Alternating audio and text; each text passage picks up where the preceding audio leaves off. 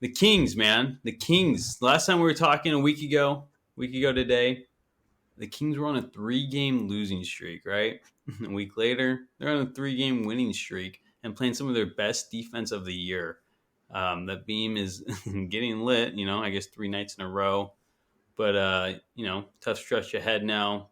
6 games on the road. 2-week road trip. So, John, what's going on? I'm just going to kick it off to you.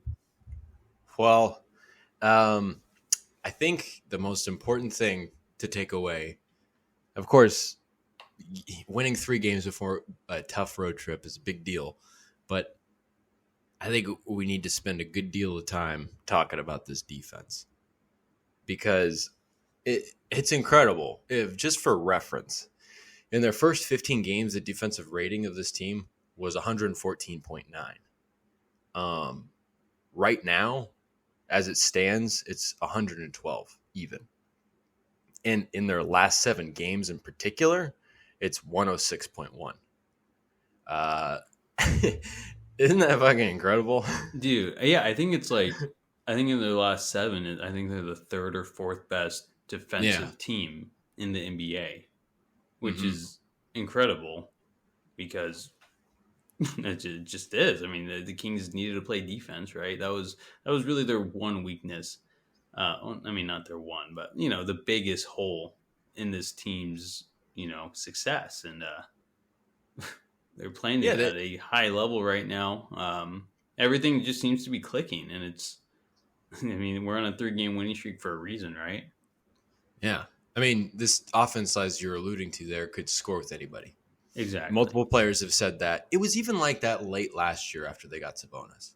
And it was always just a question of whether or not the defense could come along. And it really has. And over the last 7, of course, but really over particularly these last 3, they won these 3 games with just excellent defense. Some of the best defense, even against the Phoenix Suns, they played some good defense, Mm-hmm. Booker was hitting tough shots, you know what I mean? But these guys have put it together in a way that is kind of almost surprising. Just the acceleration in the last week and a half alone. Because a week ago, we were talking about, the defense is making tremendous strides. It's not like we were saying they were terrible or anything, but we were like, can they get up to the middle part or even the top half of the league defensively? And we were both optimistic that at some point this season, maybe in a couple of weeks down the line, that they would be able to do that. But it's just they played their next 3 games and they just stepped on the gas in that regard. It was really incredible. They responded. They were listening to the podcast. Yeah, I think they were. Yeah, those 3 listens we got last week were Davion, Kaziak, Paul, and Chemezi Metu, I believe. Wow. Yeah. I mean, you could go down the line. Over the last week or so, I know I've been really pointing out that Sabonis is playing well. Not just me. I know the Kings Film Room Twitter guy. He's been making a lot of good points and having the video examples on Twitter of just Domas playing fundamentally sound defense. You don't have to be a shot blocker, and that's what I've been pointing out, calling into attention to the SF Chronicle article from earlier this year about him not wanting a shot blocker. He didn't need a shot blocker. If you can have your guys be a vertical presence with good positioning, timing, and commitment, a 6'6" guy can be just as effective as a 7-footer. And that's rung true with Sabonis, and it's rung true down the line.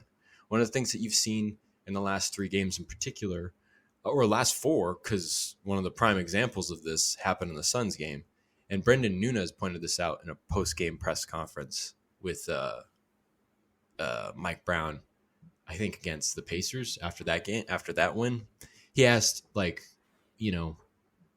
pointing out the fact that there's a lot of guards playing the low man and doing it well. And he asked, was it hard for him to do that? And it's, the point is that, you saw Terrence Davis not step up against the Suns. Mike Brown calls a timeout, physically shows him positioning wise out in the paint during the timeout, where he should have been, how he should have been there.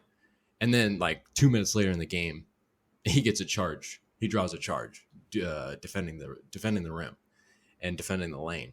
And you see Davion get charges like every game. You see Fox doing it at times. You saw Paula do it even. Barnes. Anybody that's down there, anybody that's playing the low man, it's not just Sabonis. And even Metu's had some good moments. Sabonis has had some really good moments. It seems like there's always like 3 or 4 really fundamentally beautiful moments in each game where he plays great defense. And it just seems like all of them can do it. And it's just, if you want to talk about switching, if you want to talk about being a cohesive unit, it's just like, that seems like one of the biggest indications of that. And that has been one of the things that's been standing out to me and many others, as you all know. That's incredible. Yeah, I think the switching, I've noticed, it's been really good the last 3 games for sure. And that's just something that really just popped out to me on that defense, is that it just seems like everyone, I don't know, just the rotations are just perfect. Like there's never like a guy just wide open. Like, I don't know. It's been nice to see. And you can see their hard work paying off with Mike Brown. So, I mean, just, hats off to the Kings. They they stepped it up big time. Just kind of over, like you said, maybe in a couple weeks or so. But no, they just kind of got right down to it against the, God, who did we play after the Suns? I don't remember. Was it, do you remember? That was the Pacers. The Pacers. Yeah, the Pacers game. That was just a blowout, too. I thought it was going to be like, an intense game with Halliburton and Hield's return and Sabonis' first game against the Pacers. But, man, the Kings just blew them out, and their defense played a big part in that. And they, quieted Halliburton big time. And, man, yeah, it all started right there. By the end of the game, Halliburton was making boneheaded decisions. Very uncharacteristic of him. Yeah. And he had like 2 turnovers, I think, in the fourth quarter, and that's just tough. The defense was overbearing, and I think it is a testament to the communication, which I think Harrison Barnes a couple of weeks ago noted. He's like, yeah, that's kind of one of the things that doesn't happen naturally, or doesn't happen, I guess, in an instant. Like that really has to happen over the course of time. And that's kind of why I was like, oh, this will take a couple more weeks. But it's just the communication's clicking. And in terms of rotations, switches, help, all these things, it's probably all that. It's probably the communication that's the backbone of all that meat that we're seeing in this beautiful defensive stretch that, based on Mike Brown's track record, based on more particularly the track record of the Warriors defense last season, the Kings should continue to be able to play like this and continue moving up the rankings. Now, I don't know. It doesn't necessarily mean they're like top 5 defensively. Honestly, the way they're playing in the last 3 games, that wouldn't be like totally crazy. But, top half of the league is a completely realistic thing right now. And it's been awesome. And just being able to state a task, too. I mean, like, you got Levine and DeRozan coming in. And, Levine, tip of the cap to the guy. He's longer, he's taller, he's tougher to guard. Let him go off. Let him get his 41. Contain DeRozan. Don't let him slow down the game. That's what Davion Mitchell was talking about. You don't want him to slow down the game, dictate the pace and get into a rhythm. And they, mostly because of KZ Okpala, did an excellent job of, keeping tabs on him. And it wasn't just Okpala, Barnes played some great defense on him. Keegan Murray was excellent in the second half against him. As were other guys, just in terms of having to switch.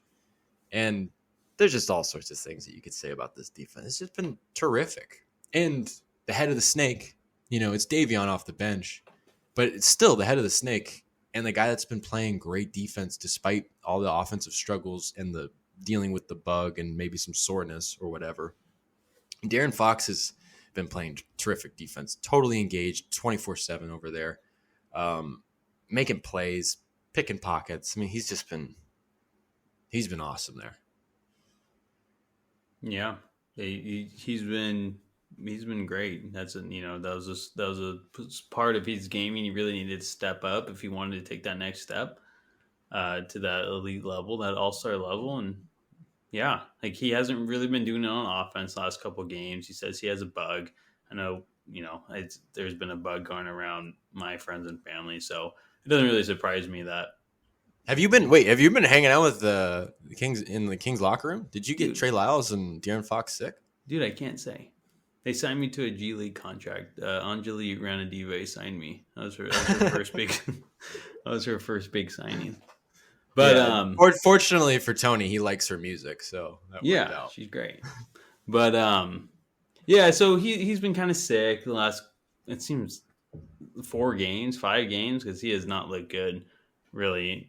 I think in the last 6 games since that 3-game losing streak began. So, yeah, it's just, at least he's still engaged on the defensive end, even though he can't bring it like he usually does on the offensive end. But it starts with defense, right? And that defense really picked up last 3 games, and they've won all 3 because of it, even with less than usual performances from Fox.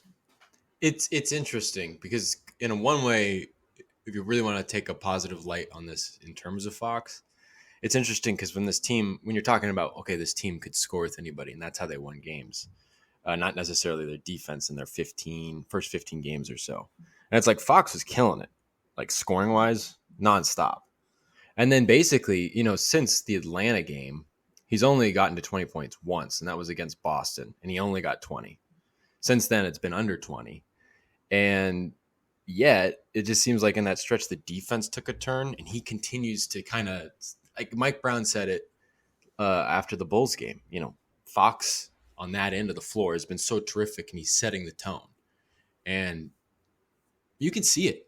And I feel like the last couple of games, when you're looking at the notes, when you're kind of going over the game summaries and stuff, there's more Fox defensive highlights than there are offensive highlights. And it was kind of close kind of all season, but his offensive highlights were so killer, especially late in the game. But defensively, just lately, it's maintained the same, if not gone up. And so in a way, it's like he's leading this team. This team kind of is led by him in such an interesting way because, the offense with him, and then it seems like the defense without the offense letting up, because it just seems like 6, 7, 8 guys are always in double figures for this team. But I don't know. Fox defensively has been awesome. Yeah, and it's something you love to see as well. He's a leader, and he's leading that side of the ball. Something you've never really seen him do before, so that's great.